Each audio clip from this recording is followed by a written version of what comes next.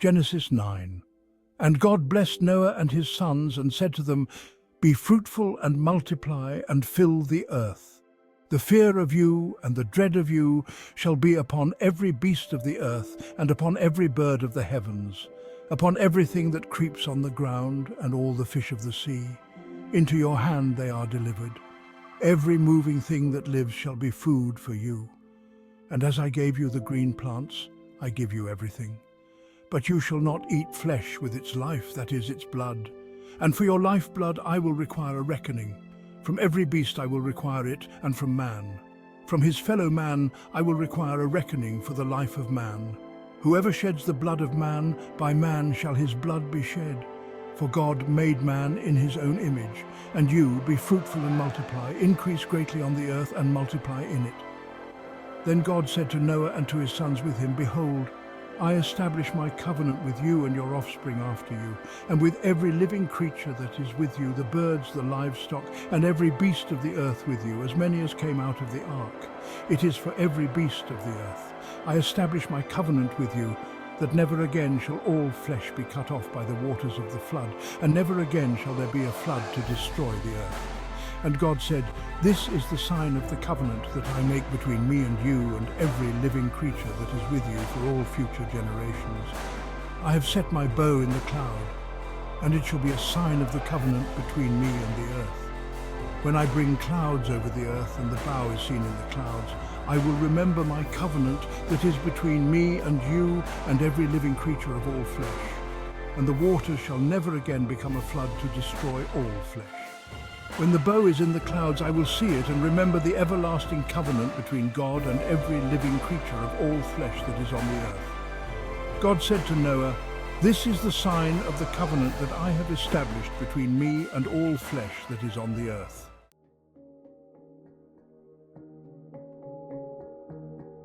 The sons of Noah who went forth from the ark were Shem, Ham, and Japheth. Ham was the father of Canaan. These three were the sons of Noah, and from these the people of the whole earth were dispersed. Noah began to be a man of the soil, and he planted a vineyard. He drank of the wine and became drunk and lay uncovered in his tent. And Ham, the father of Canaan, saw the nakedness of his father and told his two brothers outside. Then Shem and Japheth took a garment, laid it on both their shoulders, and walked backward and covered the nakedness of their father. Their faces were turned backward, and they did not see their father's nakedness. When Noah awoke from his wine and knew what his youngest son had done to him, he said, Cursed be Canaan, a servant of servants shall he be to his brothers. He also said, Blessed be the Lord, the God of Shem, and let Canaan be his servant. May God enlarge Japheth, and let him dwell in the tents of Shem, and let Canaan be his servant. After the flood, Noah lived 350 years. All the days of Noah were 950 years, and he died.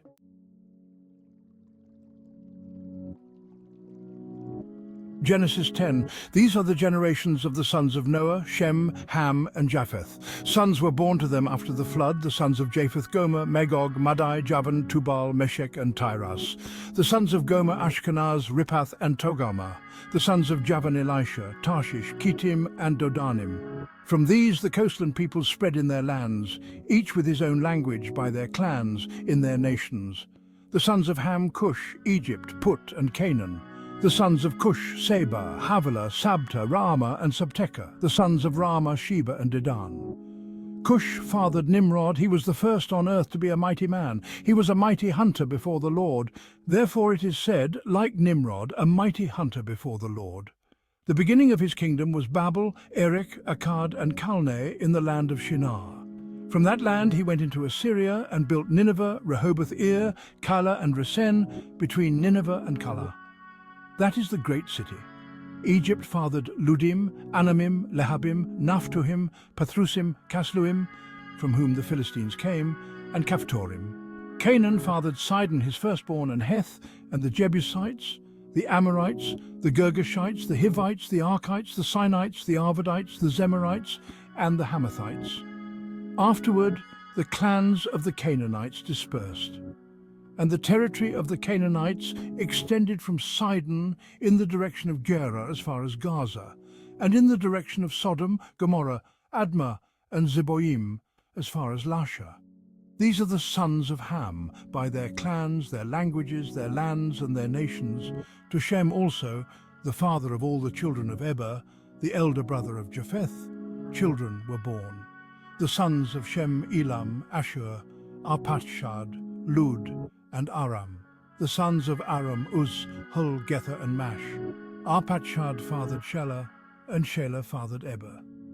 To Eber were born two sons. The name of the one was Peleg, for in his days the earth was divided, and his brother's name was Joktan. Joktan fathered Almodad, Shelef, Hazamaveth, Jerah, Hadoram, Uzal, Dikla, Obal, Abimael, Sheba, Ophir, Havilah, and Jobab.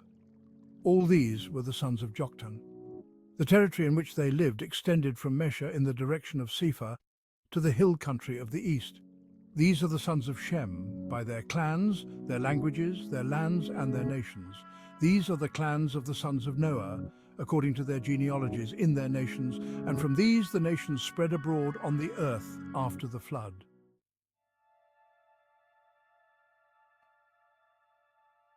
Genesis 11. Now the whole earth had one language and the same words. And as people migrated from the east, they found a plain in the land of Shinar and settled there. And they said to one another, "Come, let us make bricks and burn them thoroughly." And they had brick for stone and bitumen for mortar. Then they said, "Come, let us build ourselves a city and a tower with its top in the heavens, and let us make a name for ourselves, lest we be dispersed over the face of the whole earth." And the Lord came down to see the city and the tower which the children of man had built. And the Lord said, "Behold, they are one people, and they have all one language, and this is only the beginning of what they will do.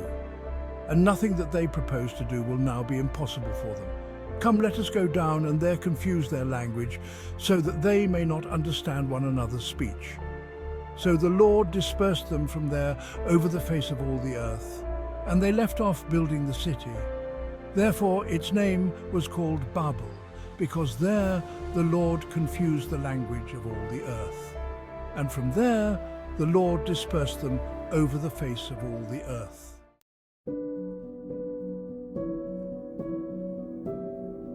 These are the generations of Shem. When Shem was 100 years old, he fathered Arpachshad 2 years after the flood. And Shem lived after he fathered Arpachshad 500 years and had other sons and daughters. When Arpachshad had lived 35 years, he fathered Shelah. And Arpachshad lived after he fathered Shelah 403 years and had other sons and daughters. When Shelah had lived 30 years, he fathered Eber. And Shelah lived after he fathered Eber 403 years and had other sons and daughters. When Eber had lived 34 years, he fathered Peleg. And Eber lived after he fathered Peleg 430 years and had other sons and daughters. When Peleg had lived 30 years, he fathered Reu. And Peleg lived after he fathered Reu 209 years and had other sons and daughters. When Reu had lived 32 years, he fathered Serug. And Reu lived after he fathered Serug 207 years and had other sons and daughters. When Serug had lived 30 years, he fathered Nahor, and Serug lived after he fathered Nahor 200 years and had other sons and daughters. When Nahor had lived 29 years, he fathered Terah, and Nahor lived after he fathered Terah 119 years and had other sons and daughters. When Terah had lived 70 years, he fathered Abram, Nahor, and Haran. Now these are the generations of Terah. Terah fathered Abram, Nahor, and Haran fathered Lot. Haran died in the presence of his father Terah in the land of his kindred, in Ur of the Chaldeans, and Abram and Nahor took wives. The name of Abram's wife was Sarai, and the name of Nahor's wife Milcah, the daughter of Haran, the father of Milcah and Iscah. Now Sarai was barren, she had no child. Terah took Abram his son and Lot, the son of Haran his grandson, and Sarai his daughter-in-law, his son Abram's wife. And they went forth together from Ur of the Chaldeans to go into the land of Canaan. But when they came to Haran, they settled there. The days of Terah were 205 years, and Terah died in Haran.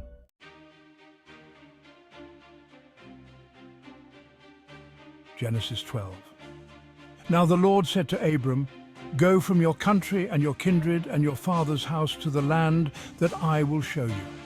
And I will make of you a great nation, and I will bless you and make your name great, so that you will be a blessing. I will bless those who bless you, and him who dishonors you I will curse, and in you all the families of the earth shall be blessed.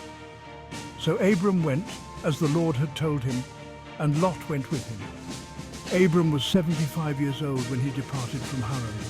And Abram took Sarai his wife, and Lot his brother's son, and all their possessions that they had gathered, and the people that they had acquired in Haran, and they set out to go to the land of Canaan.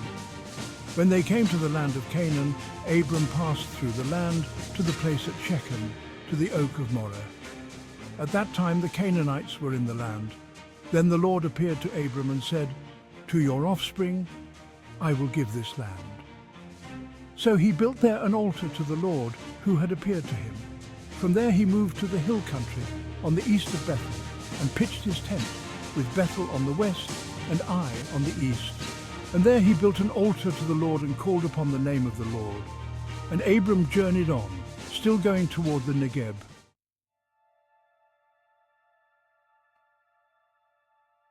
Now there was a famine in the land. So Abram went down to Egypt to sojourn there, for the famine was severe in the land. When he was about to enter Egypt, he said to Sarai his wife, "I know that you are a woman beautiful in appearance, and when the Egyptians see you, they will say, 'This is his wife.' Then they will kill me, but they will let you live. Say you are my sister, that it may go well with me because of you, and that my life may be spared for your sake." When Abram entered Egypt, the Egyptians saw that the woman was very beautiful. And when the princes of Pharaoh saw her, they praised her to Pharaoh. And the woman was taken into Pharaoh's house. And for her sake he dealt well with Abram, and he had sheep, oxen, male donkeys, male servants, female donkeys, and camels. But the Lord afflicted Pharaoh and his house with great plagues because of Sarai, Abram's wife. So Pharaoh called Abram and said, "What is this you have done to me? Why did you not tell me that she was your wife? Why did you say, 'She is my sister'? So that I took her for my wife. Now then, here is your wife, take her and go." And Pharaoh gave men orders concerning him, and they sent him away with his wife and all that he had.